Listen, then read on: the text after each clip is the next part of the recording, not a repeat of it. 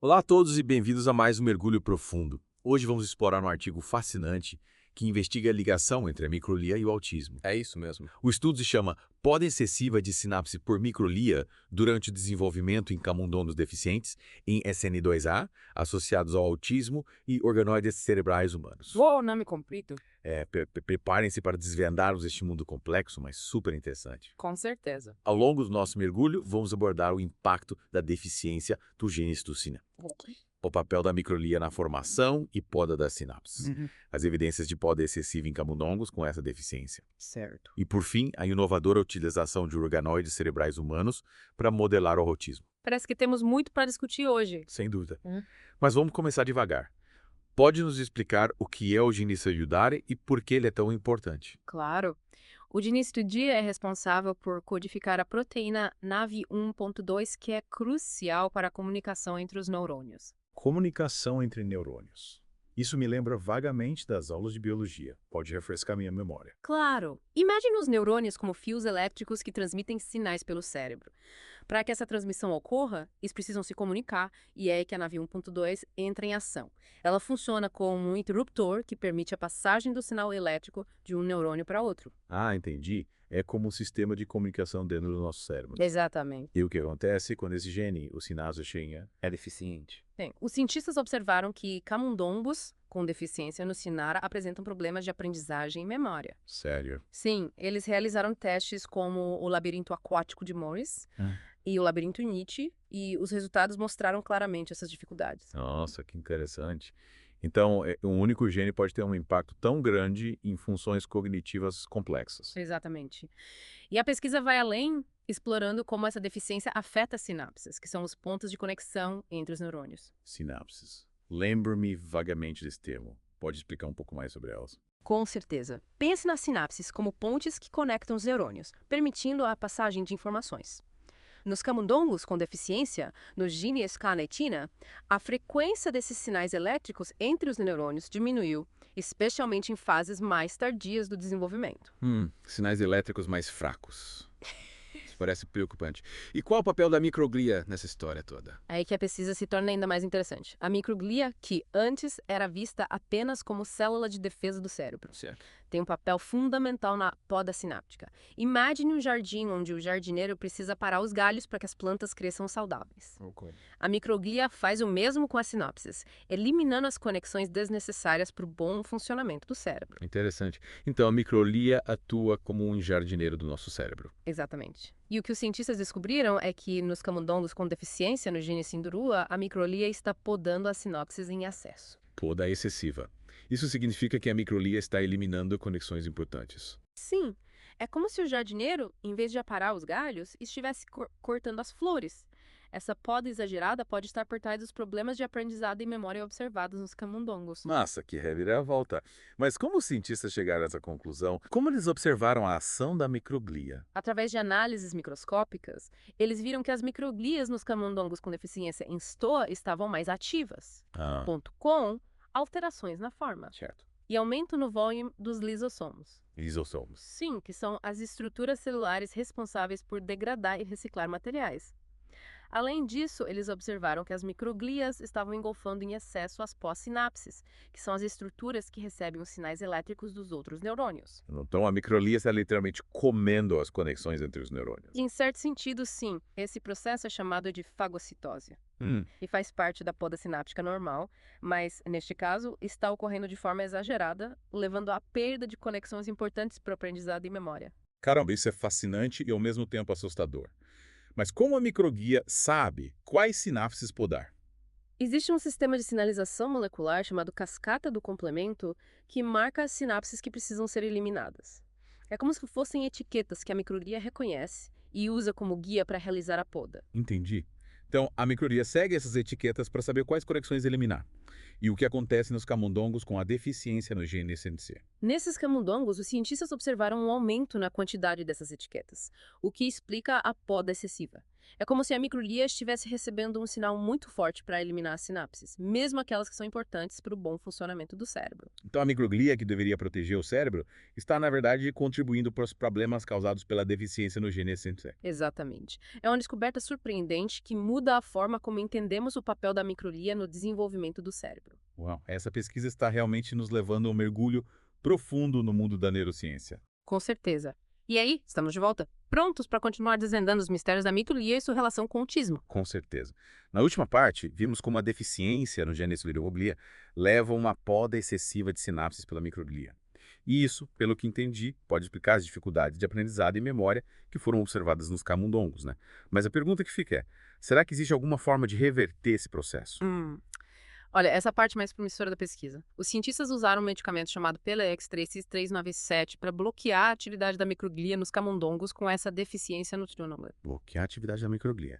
E isso não é arriscado, o que aconteceu com os camundongos. Os resultados foram surpreendentes. O PLX3X397 restaurou, pelo menos parcialmente, a frequência dos sinais elétricos entre os neurônios.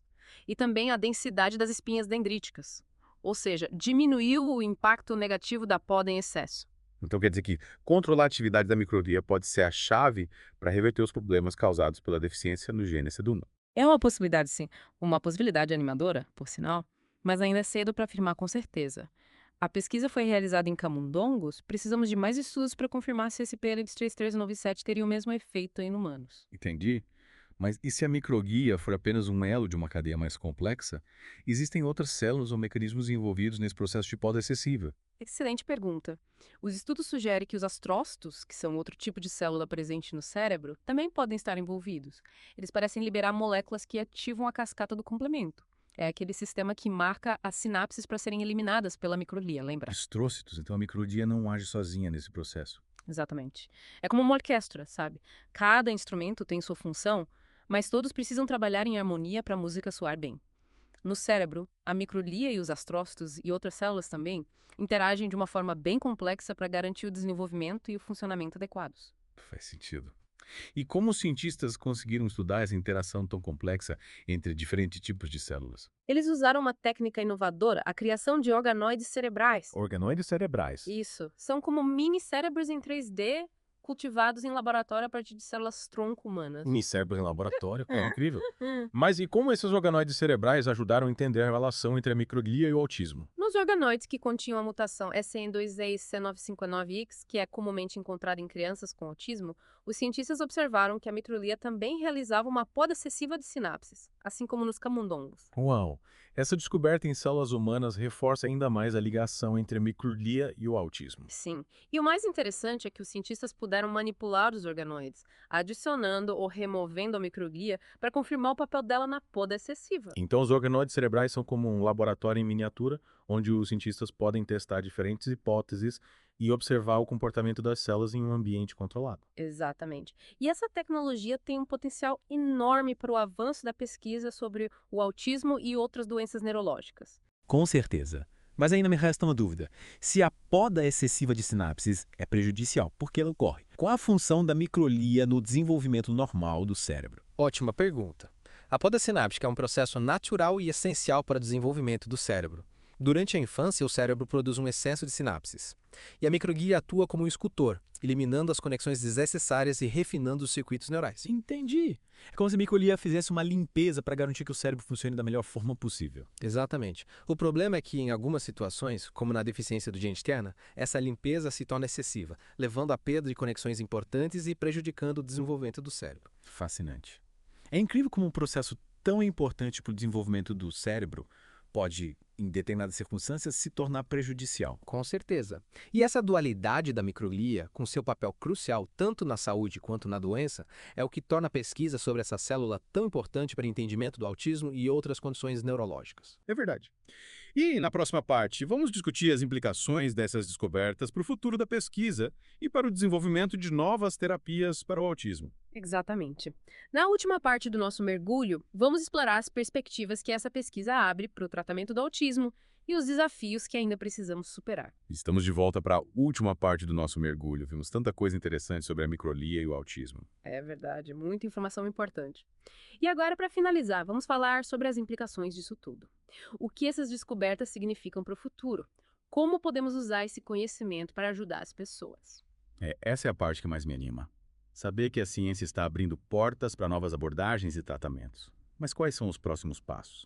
O que ainda precisamos descobrir para que essa promessa se torne realidade? Uma área muito promissora é a busca por medicamentos que consigam modular a atividade da microglia. Tipo o Pelex 397, que a gente viu que teve resultados positivos em camundongos. Exatamente.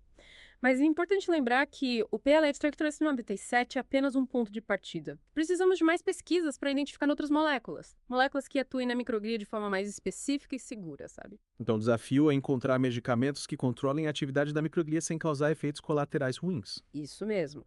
E para isso, a gente precisa entender melhor os mecanismos moleculares que regulam a atividade da microglia. Como se estivéssemos explorando um mapa super complexo, onde cada caminho leva a um novo conjunto de possibilidades. E como os organoides cerebrais podem contribuir para essa exploração? Eles podem ajudar a gente a entender esse mapa. Com certeza. Os organoides cerebrais são ferramentas poderosas para testar diferentes medicamentos e observar seus efeitos. Tudo isso em um ambiente controlado que imita o cérebro humano. Incrível. E além da busca por medicamentos, existem outras áreas de pesquisa promissoras. Sem dúvida. Outra área de grande interesse é investigar o papel da microglia em outras causas de autismo. O estudo que a gente discutiu hoje focou na deficiência do gene de Shin, mas sabemos que o autismo é um espectro, com causas diversas. Faz sentido. Então, é possível que a microglia tenha um papel importante em outros tipos de autismo também. É bem possível. E pesquisas futuras podem nos ajudar a entender melhor essas conexões, a desvendar essa complexidade. Então, no final das contas, a microglia pode ser a chave para desvendar os mistérios do autismo e para encontrar tratamentos mais eficazes. É uma possibilidade, sim. Uma possibilidade muito real e animadora.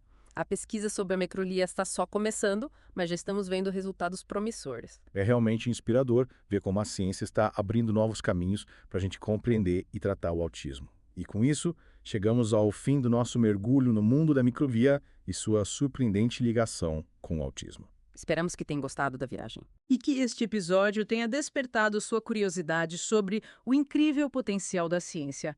Um potencial para um futuro com mais conhecimento, esperança e bem-estar para todos. Até a próxima!